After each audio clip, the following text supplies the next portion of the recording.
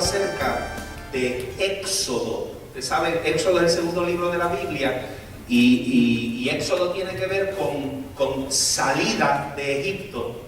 Salida de Egipto, donde el pueblo había quedado esclavo. Porque aunque Dios los había llevado a Egipto para salvarlos de la hambruna, pues allí en Egipto habían pasado como 400 años, yo creo. Se levantaron otros faraones que no conocían a José ni nada de eso, y de pronto agarraron al pueblo hebreo de esclavo y lo tuvieron esclavizado ahí. Y entonces Dios los liberta, porque acuérdense que el pueblo hebreo es un pueblo que Dios forma, llamando a Abraham, Isaac, Jacob, para desarrollar un plan de salvación en el cual tú y yo estamos incluidos ahí. Esta es la voluntad, esta es la historia de Dios y su plan. Entonces, Éxodo, todo aquello pasó en Génesis, Abraham, Isaac, Jacob, y que quedaron esclavos. Entonces, Éxodo tiene que ver con salida. Dios los saca con mano dura. Travesía por el desierto y entrada a la tierra prometida. De eso se trata Éxodo, de esas tres cosas: salida, travesía y entrada. Y hemos aprendido que todo eso tipifica cosas del futuro, de hoy. Que nosotros, Dios nos sacó de la esclavitud del pecado. Que el pecado y el mundo representan a Egipto. Y que nuestra salida de eso representa nuestra liberación. Y entonces la travesía es donde nos encontramos ahora. Nosotros estamos en la travesía. Para los hebreos fue en un desierto de arena. Para nosotros es otro tipo de desierto. Estamos aquí en este mundo todavía, que es como un desierto. Pero nos espera la tierra prometida. Así como ellos llegaron a la tierra prometida, a nosotros nos espera también una tierra prometida. Cuando nos vayamos de este mundo, Dios tiene un sitio maravilloso aguardado para ti y para mí, que es en su presencia. Aleluya. Y hay otro sitio también, pero yo no quiero ir a ese otro sitio. Ni usted tampoco quiere ir a ese otro sitio. ¿Okay? Ese otro sitio también fue creado por Dios. Cuando se habla del infierno, a veces la gente no lo relaciona con Dios, pero muchachos, Dios es el arquitecto del infierno.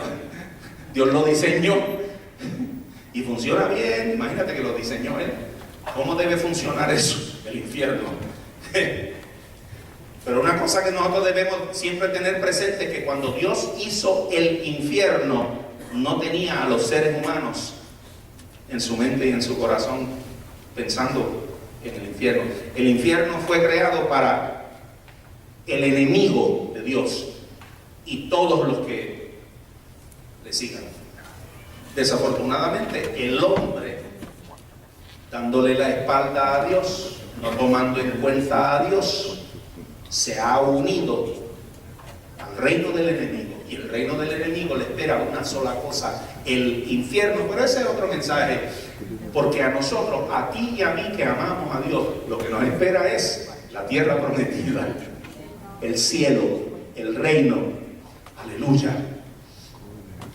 Entonces, nosotros vimos cómo los sacó de Egipto y los mete al desierto, y cómo les enseña en el desierto que Él es el que los cuida, que Él es su proveedor, que ellos no tienen que tener ningún temor de nada, ni miedo al mañana, ni cómo voy a bregar con esta situación, cómo voy a bregar con esto, voy a tener, no voy a tener. No, Dios los sacó al desierto donde no hay nada, para enseñarle que Él es su todo, y el que tiene a Dios no tiene falta de ningún bien. Que Él es el prometido. La promesa de Dios es: busca primero el reino de Dios y su justicia, y las demás cosas, todas las demás cosas, todo, casa, carro, hijo, novio, esposo, todo la salud, todo. Él lo pone. Eso es problema de Él. El problema tuyo y mío es buscar el reino de Él y su justicia primeramente. A eso nos dedicamos nosotros. Entonces, lo tiene en el desierto y lo lleva a un monte, a una montaña grandísima. ¿Y sabe lo que le da en esa montaña? Le da unas instrucciones antes de llegar a la montaña y después lo lleva a la montaña. ¿Y sabe lo que le da en la montaña? Los 10 mandamientos. Los 10 mandamientos. ¿A quién le gusta que lo mande? ¿Verdad que no? Eso no nos gusta a nosotros. Pero Dios nos ama tanto que nos dio sus mandamientos. No para Él, para nosotros, para el beneficio nuestro. Entonces, los últimos 2 domingos, nosotros hemos estado predicando acerca de esos mandamientos. El domingo antepasado predicamos del 1, del 2, no, los últimos 3 domingos, yo creo, porque los dividimos entre 3, pues están divididos en 3 secciones. ¿Cómo amar a Dios? Bueno, después vamos a tocar eso. Le da la ley. ¿Cuál es el propósito de la ley? Aprendimos. ¿Cuál es el propósito de la ley? Bueno, la ley define una relación correcta o corregida con Dios. Mire, con Dios, con nosotros y con el prójimo. Esas 3. Con Dios, con nosotros mismos, porque usted sabe que usted tiene que tener una relación con usted mismo. Sí, usted tiene que amarse a usted mismo también. Si usted no se ama a usted mismo, figúrese usted. Entonces la ley nos da orden en la vida y dentro de la comunidad, porque Dios nos creó para la comunidad, para nosotros. Dios no nos creó para que estuviésemos solos. Nos metió en la comunidad. Y esa ley nos da orden en esa comunidad. Entonces, ¿tú sabes qué otra cosa también nos revela la ley? Agárrense ahora, porque esta está tremenda. Mira, la ley nos revela a nosotros mismos. Óyete esta. La ley, una de las cosas que hace la ley es que nos revela a nosotros mismos la necesidad tan urgente que nosotros tenemos de la gracia de Dios. Porque cuando nosotros nos enfrentamos a la ley de Dios y nos vemos impotentes, nos vemos que no podemos, no tenemos con qué, no está en nosotros, es que hay una fuerza como que nos jala, descubrimos que nosotros necesitamos la gracia de Dios. Y eso es otra de las cosas que la ley nos revela. De hecho, Pablo dice que la ley fue introducida para el conocimiento del pecado, para que nosotros sepamos lo que es el pecado. La ley nos muestra a nosotros a cómo amar a Dios con todo el corazón, con toda el alma, con toda la mente y con todas las fuerzas, y a amar a nuestro prójimo como a nosotros mismos. Para eso es la ley. Nos enseña cómo amar a Dios, nos enseña cómo amarnos a nosotros mismos y nos enseña cómo amar al prójimo. De eso es lo que se trata. Eso es lo que quiere Dios. De eso se compone todo eso. Así que, ¿qué hago con la ley? ¿Qué hacemos con la ley? ¿Qué hacemos? Pues mira, la ley la recibimos, la honramos, la aplicamos y la meditamos. La ley la recibimos como un regalo de Dios para nosotros. La ley, ¿cómo es? La ley que me controla, los mandamientos que como que me... eso es un regalo de Dios. Sí, y uno de los más grandes. Sin ese regalo, ¡pum! Estamos fritos, como dicen en el barrio mío. La honro como palabra de Dios, porque es palabra de Dios, hay que honrarla. La aplico como la ley de Dios. ¿Verdad que la ley se aplica? La ley es para aplicarse. Si no aplicamos la ley de los hombres, no nos vamos a aplicar la ley de Dios.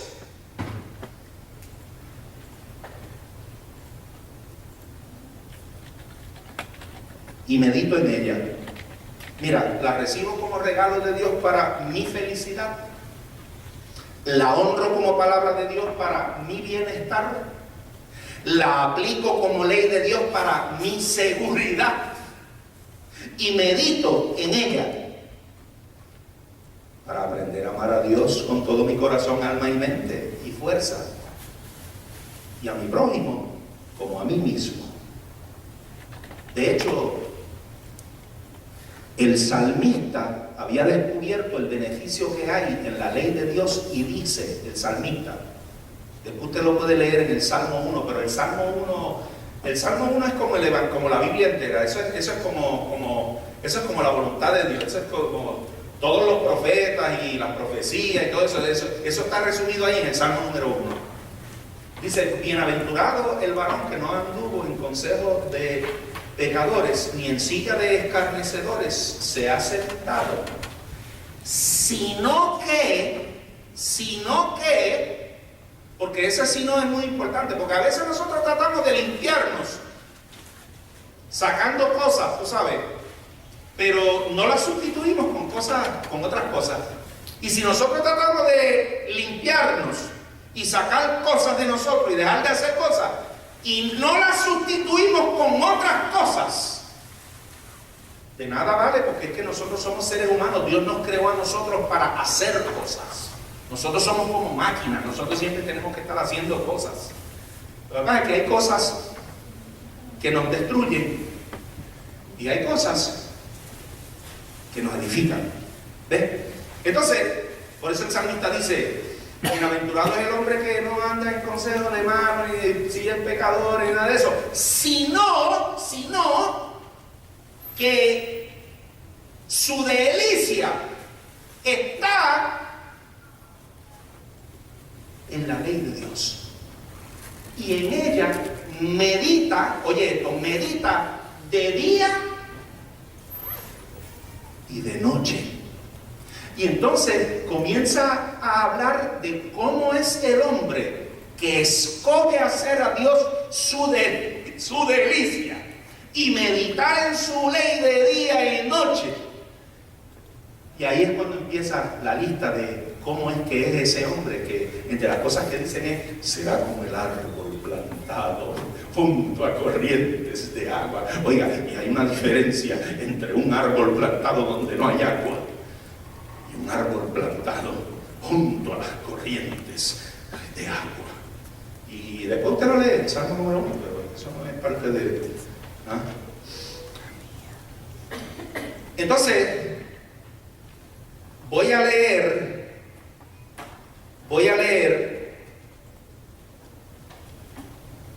en Éxodo capítulo 20. Yo voy a leer desde el 18 hasta el 26. Y esto se trata de cómo reacciona el pueblo a esa experiencia cuando Dios le da la ley, que le dice, ok, vénganse para este monte, y le da unas instrucciones, y entonces le da la ley, pero pasan unas cosas tremendas porque Dios desciende al monte, muchacho, y está el temblequeo. Óyete esto, para que tú veas cómo reacciona el pueblo a esa experiencia. Oye esto, dice Éxodo 20, desde el verso 18 en adelante. Yo voy a leer, yo leo de la Nueva Versión Internacional. Escuche cómo dice, ante ese espectáculo, mira cómo dice la Biblia, ante ese espectáculo de truenos, relámpagos, sonido de trompeta, y ningún hombre estaba tocando trompeta. trompeta, ¿sabes? Ni había cámaras con flash, ni nada. Eso fue la presencia de Dios cuando bajó. Habían truenos, habían relámpagos, había un sonido de trompeta que aturdía a la gente. Había humo. La montaña se llenó como de humo. Los israelitas, dice la Biblia, temblaban de miedo y se mantenían a la distancia, como que... Así que le suplicaron a Moisés. Mira lo que hicieron los israelitas, oye esto, le suplicaron a Moisés: háblanos tú y te escucharemos. Si Dios nos habla, seguramente moriremos. Moisés les dice: no tengan miedo. Dios ha venido a ponerlos a prueba. Escucha esta, para lo que era la prueba. Para que sientan temor de Él y no pequen. No es para que le cojan miedo a Dios. No, eso no era. Es para que no pequen. Dios no quiere que nosotros participemos en el pecado. Eso, Dios no quiere. Porque el pecado, ¿qué produce el pecado? Muerte. Y la muerte, cuando es producida por el pecado, cuando uno está en pecado y se muere, ¿qué le espera a uno? Entonces Dios no quiere eso. Entonces Moisés se acercó a la densa oscuridad que estaba Dios. Pero los israelitas se mantuvieron a la distancia. Nosotros nos quedamos acá. El Señor le ordenó a Moisés: dile lo siguiente a los israelitas: ustedes mismos han oído que les he hablado desde el cielo. No me ofendan, no se hagan dioses de plata o de oro, ni los adoren. Háganme un altar de tierra y ofrézcanme sobre él sus holocaustos y sacrificios de comunión, sus ovejas y sus toros. Yo vendré al lugar donde les pida invocar mi nombre y los bendeciré.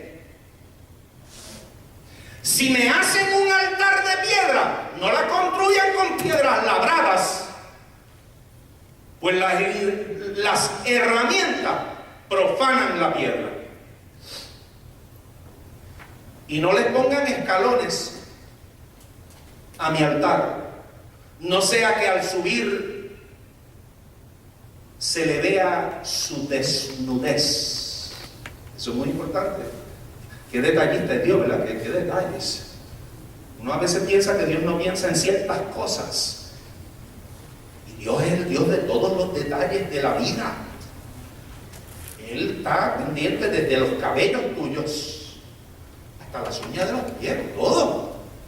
Dios es el Dios de todo, Él creó cada una de las células de tu cuerpo y las conoce a todas ellas, cada célula.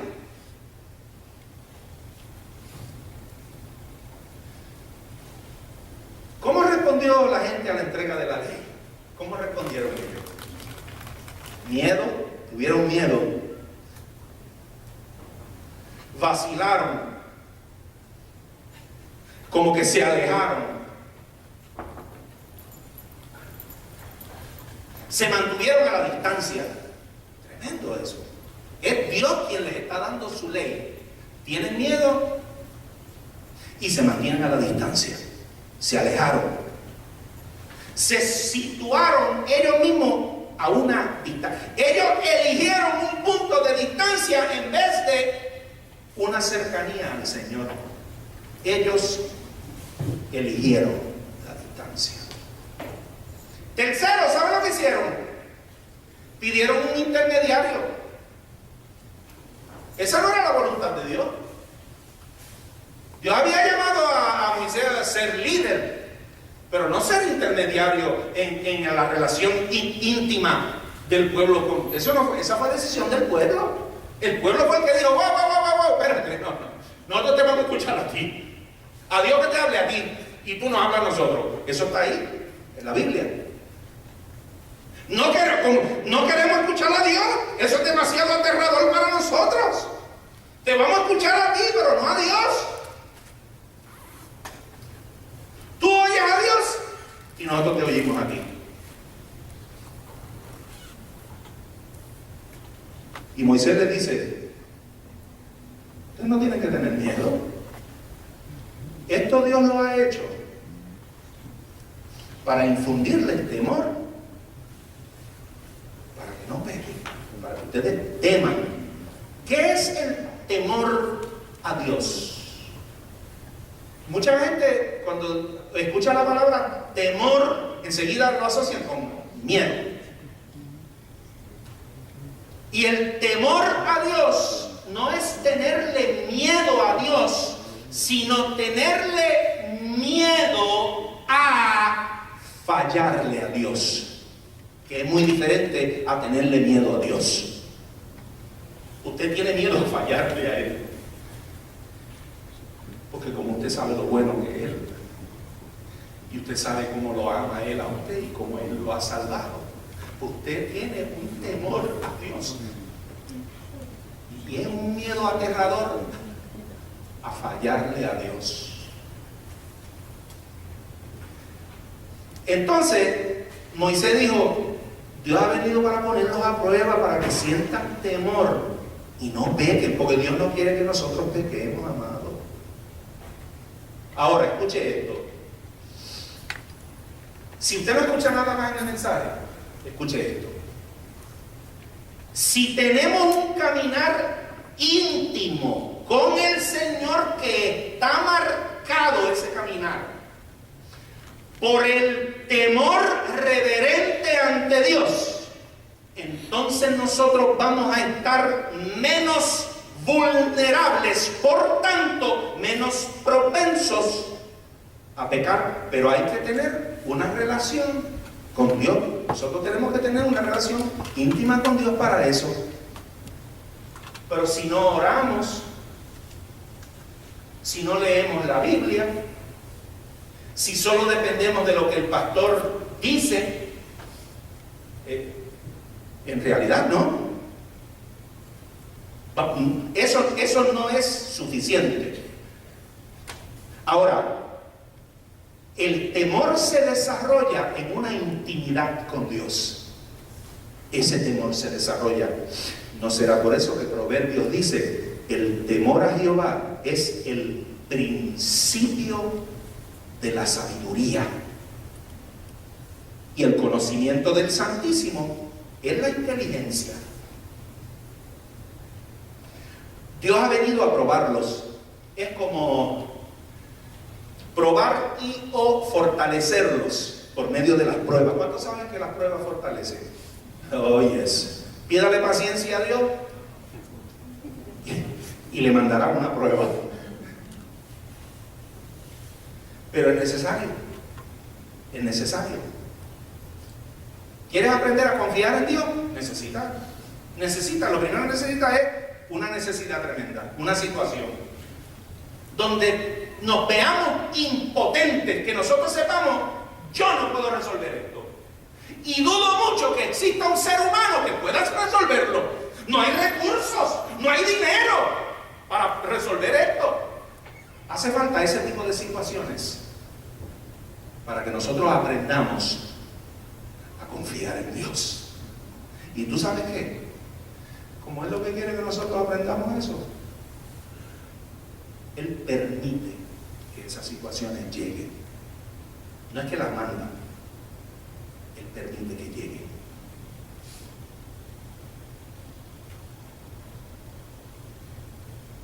Dios quiere estar cerca de ti para que tú le conozcas a Él, y Él no quiere que esto sea interrumpido por nada.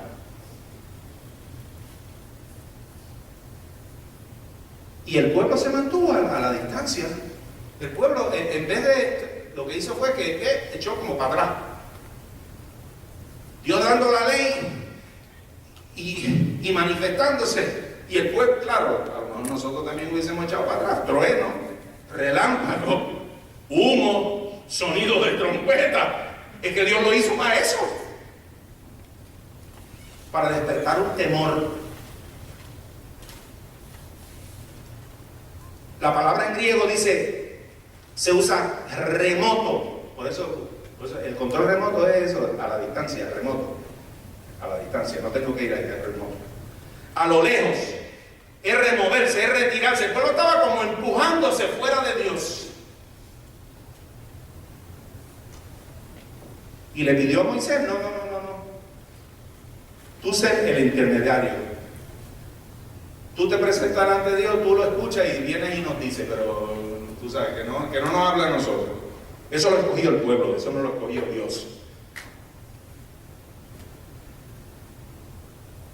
La distancia entre los seres humanos y Dios no es causada por Dios. La distancia entre el hombre y Dios es una decisión tomada por los seres humanos. Es una decisión tomada por los seres humanos. Y eso es desde el principio.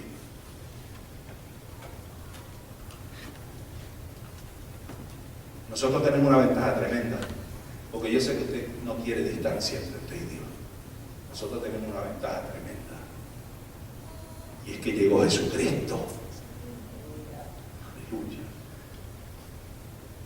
Pero mire cómo es con algunos hombres, por no decir por todos nosotros los hombres. Escucha esto.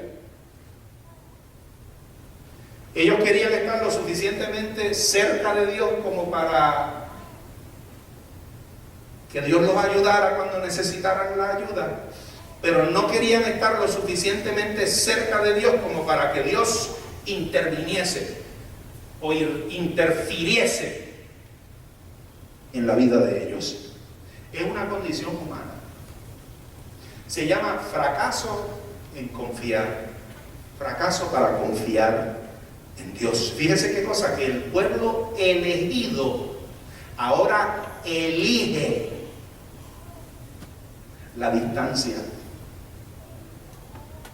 Los israelitas decidieron establecer un intermediario en lugar de tener una intimidad directa con él.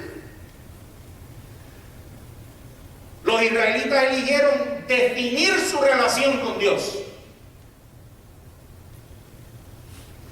Solo vamos a escuchar a Dios hablar a través de Moisés. Y fue una decisión de ellos. Y todo esto es bien desconcertante, amado, porque si usted recuerda, nosotros predicamos acerca de esto antes de que llegaran a la montaña. Dios les dice a ellos, mira lo que le dice Dios a ellos: si ustedes me son del todo obedientes y cumplen mi pacto, serán mi propiedad exclusiva entre todas las naciones, aunque toda la tierra me pertenece, pero ustedes serán un reino de sacerdotes para mí, una nación santa. Y le manda a decir eso con Moisés, y usted sabe lo que dijo el pueblo, lo que respondió el pueblo. Y todo el pueblo respondió a una sola voz: cumpliremos con todo lo que el Señor nos ha ordenado. Y ahora lo que hacen es guardando distancia, escogiendo un intermediario en vez de él.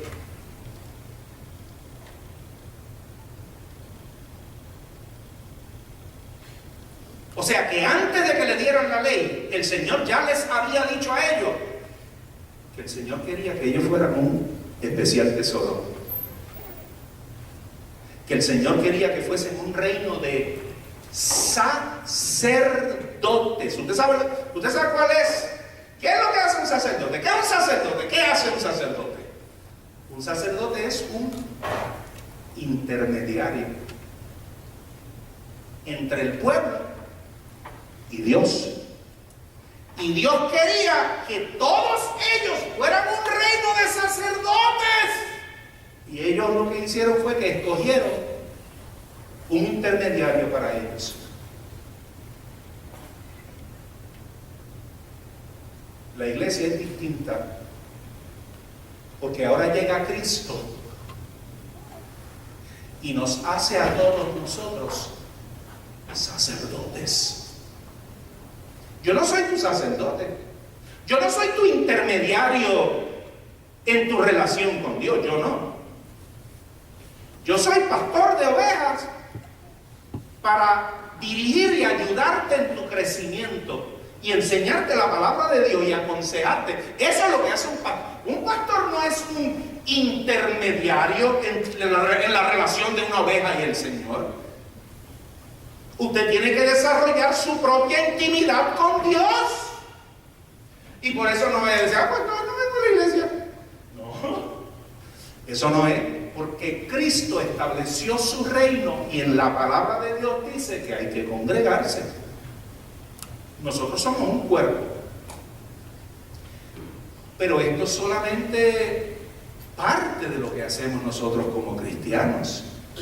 Nosotros tenemos que desarrollar una intimidad con Dios, una relación personal donde nadie nos ve. Nosotros tenemos que sacar tiempo para estar a solas con Dios, solo. Nosotros tenemos que sacar tiempo para abrir la Biblia y leerla sin que nadie esté presente. Solo tú y Dios. Es una vida íntima, intimar con Dios. Está la vida de iglesia y está la vida personal. Las dos son importantísimas.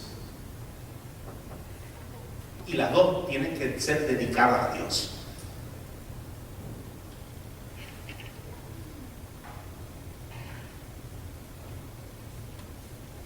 La promulgación de la ley se basa en el compromiso de la gente para recibirla y obedecerla.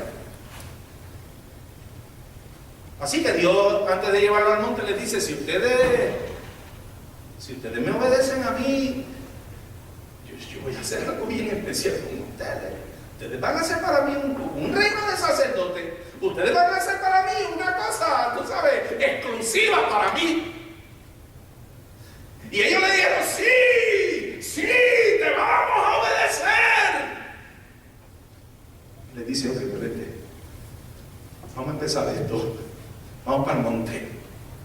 Aquí tienes mi ley para empezar. ¡Plum! Y cuando le presentan la ley y ven la manifestación, empiezan a temblar y dicen, no, espérate. Esto es muy aterrador. No queremos estar cerca de ti. Queremos a alguien que vaya entre tú y nosotros. Pero eso es bien fácil porque ahí es como decir, nosotros vamos a elegir cómo y cuándo confiar en nuestro líder. Nosotros decidimos cuándo nos dé la gana de ir a escucharlo a él o cuándo no. ¿Y qué hacer con lo que él dice? En otras palabras, nosotros preferimos, yo sé lo que tú nos estás ofreciendo, pero nosotros preferimos una religión sobre una relación. No queremos esa relación que tú, no, danos religión.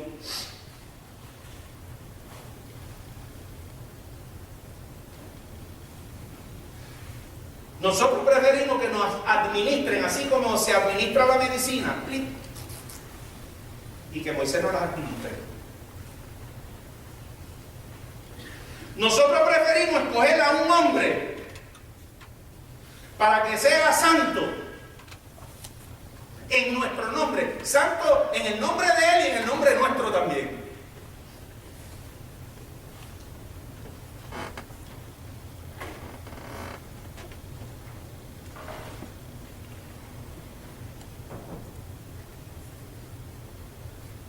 Claro, porque el que experimenta a Dios solo a través de un líder, puede controlar la experiencia con Dios, la experiencia de Dios. Pero no piensa esto, escuche esto. Si ponemos nuestra experiencia de Dios en un líder, podemos terminar controlados y engañados. Si usted depende solamente de lo que yo predico de este altar y usted no abre su Biblia y usted no escudriña las Sagradas Escrituras, el día que a mí me dé la gana de decir 4 disparates de aquí, eso es lo que usted se va a creer que es la verdad. Y eso no es lo que Dios quiere. Dios quiere que cada uno de nosotros vayamos a su palabra y escudriñemos, y que su Espíritu Santo nos alumbre. Y si usted tiene una palabra, venga. Usted tiene una pregunta, venga, la pregunta, y lo estudiamos juntos. Pero no dependa de lo que dice el pastor, porque usted sabe que hay mucha gente dependiendo de eso solo. ¿Y saben que no termina? ¿Cuántas falsas doctrinas hay? ¿Cuántas falsas religiones hay? ¿Cuántas hay? ¿Se pueden contar? ¿No se pueden contar? Gente que solamente se conforma con lo que escuchan al líder decir. Y esa no es la voluntad de Dios. Dios no tiene nietos. Dios tiene hijos. Ya. La religión es el esfuerzo del hombre para llegar a Dios a través de los esfuerzos de los rituales y las prácticas. Y Dios lo que ofreció fue relación, no religión. Pero la gente le dijo, nosotros preferimos religión mejor. Así que Dios dice, ok, háganme un altar y traigan vacas y toros y maten y sacrifiquen y eso, y pues, ese es el sistema que voy a establecer, si eso es lo que ustedes quieren. Pero esa no fue la primera elección de Dios. Yo nunca había sabido de dónde salieron esa cuestión de los sacrificios, de los animales y todo eso, delante del altar y el derramamiento de sangre. Usted nunca está ahí, mire, desde el principio. Dios lo estableció porque el pueblo no le dio otra alternativa. Claro, él sabía que eso iba a pasar. Pero Dios no se mete, tú sabes, Dios no se mete en el libre albedrío. Dios te ofrece y te dice lo que hay, pero Él, y te dice las consecuencias, y te dice lo que Él quiere que tú hagas, y el anhelo, y te dice lo que Él ha hecho para hacer posible, y el precio que Él ha pagado, y como Él te ama, Él te lo dice, Él te lo declara. Pero más allá, Él no puede hacer nada. Él no te obliga. Dios no obliga a nadie. Porque el amor tiene que ser genuino y sincero del corazón. Y si amamos a Dios, el primer fruto de ese amor es ser de Dios y de sus cosas y de su reino.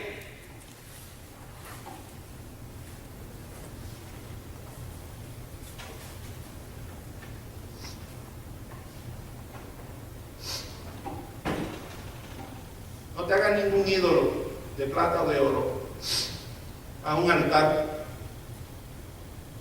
Sacrifícame toro y vaca. Ay. Pero después dice, a través de sus profetas, dice, Dios mismo dice, en Oseas dice, porque misericordia quiero y no sacrificios. Conocimiento de Dios yo quiero más que holocausto.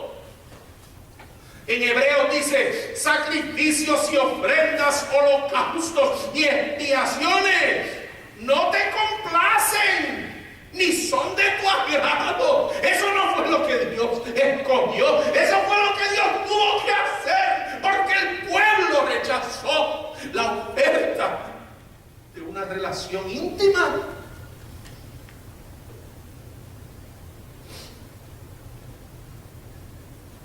En Salmo, David lo había descubierto. Tú no te deleitas en un sacrificio.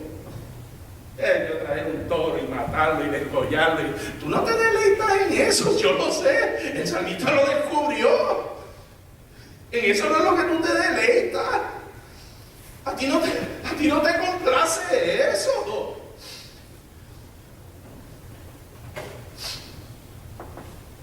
Pero Dios lo estableció ya que el pueblo lo escogió. ¿Y sabes qué hizo Dios? Lo conectó con su plan. Porque Dios ya sabía todo lo que iba a pasar. Y eso lo conectó. Y los holocaustos eran un sustituto hasta la venida de Jesucristo, que fue el sacrificio por excelencia. Por eso es que cuando Juan el Bautista está bautizando en el Jordán, y de momento dice próximo, y cuando ve quién se le acerca, tiene que exclamar: ¡he aquí el Cordero de Dios! Este Cordero no es de hombre, este es el Cordero de Dios que quita el pecado del mundo. Aleluya. Dios mismo trajo un cordero a ser sacrificado, pero ese cordero, ¿sabe quién era? Cristo. Y ahí se acabaron los sacrificios, ya no hacen falta, ya, porque esa sangre todavía tiene poder para limpiar pecado y acercarnos a Dios.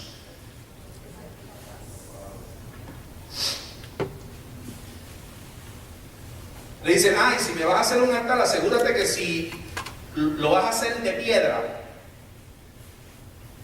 asegúrate que esas piedras no hayan sido labradas. Tráemelas así, como las hice yo. Porque cualquier herramienta que tú le pones a la piedra la va a contaminar. Porque Dios no está buscando la obra de nuestra en el lugar del sacrificio. Dios lo que está buscando es un corazón puro, sincero, que quiera acercarse a Él.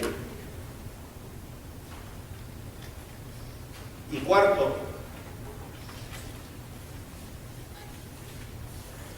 no le vayas a poner escalones,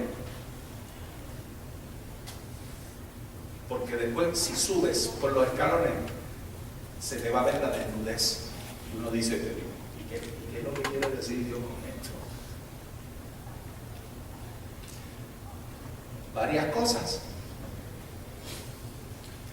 Nosotros no podemos acercar a Dios, pero tenemos que saber que al hacerlo estamos completamente expuestos. Que no hay nada oculto. Cuando nosotros nos acercamos a Dios, no queda nada oculto, porque Él ve todo. Todo. Nosotros no podemos esconder nada. A los hombres sí le podemos esconder, pero a Dios no. Dios lo sabe todo. Nunca fue la intención de Dios estar lejos de nosotros.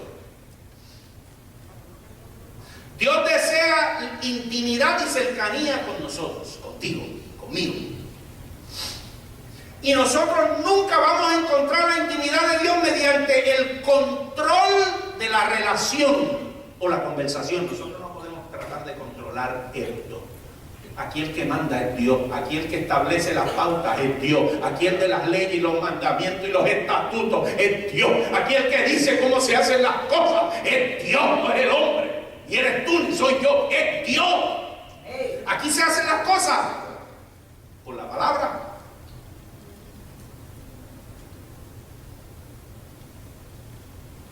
Es necesario escuchar a Dios, temer a Dios y honrarlo.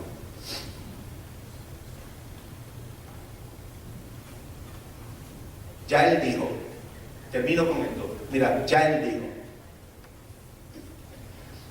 nunca te dejaré ni te abandonaré. Ya Él dijo eso. Dios no te va a dejar nunca. Hasta el día que tú cierres los ojos y cojas el último suspiro tuyo, Dios va a estar ahí contigo.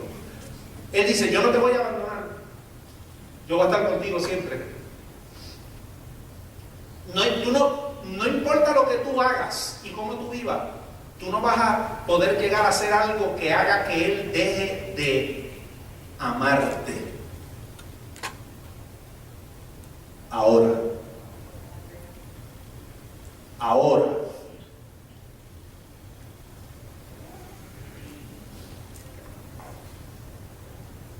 hay un versiculito en la Biblia que dice: buscad a Dios mientras puede ser hallado. ¿Y tú sabes por qué es que dice eso? Porque la misma Biblia dice en el libro de Apocalipsis que hay una línea en el tiempo que ya se acabó. Por más que busquemos, ya se acabó. El tiempo ya se acabó. Se acabó. Ya. Este es el año agradable. Esta es la oportunidad. El día de salvación es hoy. Aleluya. Hoy es que te tienes que sacudir. Hoy es que te tienes que levantar. Aleluya. Hoy es que tienes que reconocer su presencia. Hoy es que tienes que aceptarlo con todo tu corazón y dedicarle todo lo que te queda de vida. Dedícaselo. Sírvele a Dios con todo tu corazón. Entrégate a Él para que su voluntad se cumpla en tu vida. Él dice: yo sé los planes que tengo contigo. Yo sé los planes. Yo siempre se lo digo a todas las visitas que vienen. No fue que tú viniste, fue que Él te trajo. Porque Él es el que ordena los pasos del hombre. Y cuando Él te hizo a ti, Él te hizo con un propósito y con un plan. Y ha estado siempre ahí, esperando que nosotros nos encarrilemos para que ese propósito se comience a cumplir. Aleluya. ¿Te estás quedando a una distancia? ¿Hay distancia? ¿Has escogido distancia de Dios? ¿Estás tratando de controlar la forma en que te relacionas con Dios? ¿O estás tratando de relacionarte con Dios a través de la religión y el ritual? Has caído como en una rutina religiosa.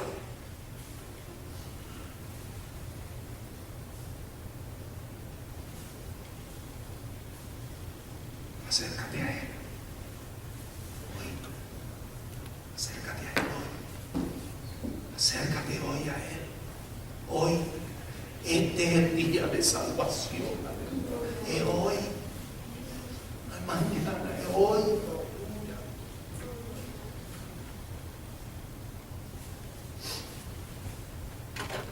Ven. Entrégate. Ponte de pie conmigo.